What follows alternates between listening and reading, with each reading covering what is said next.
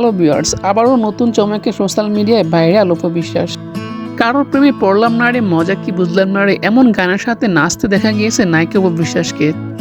তার এই নাচ নিয়ে অনেকেই প্রশংসা করছেন, আবার অনেকে সমালোচনা করছেন নেট দুনিয়াতে। সম্প্রতি ভিডিও ক্লিপে দেখা যায় অপু বিশ্বাস হাত নেড়ে বুঝিয়ে দিচ্ছে গানের সাথে কোন জায়গায় কিভাবে নাচতে হবে।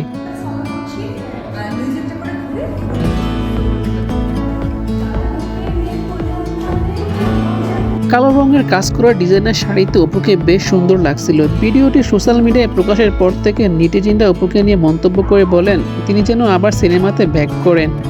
দীর্ঘদিন তিনি সিনেমা জগৎ থেকে চলে যাওয়ার কারণে তার ভক্তরা হতাশ হয়ে পড়েছেন। অপুর অনুরাগীরা চাইছে আবার যেন রূপালী পর্দায় ফিরে আসে তিনি।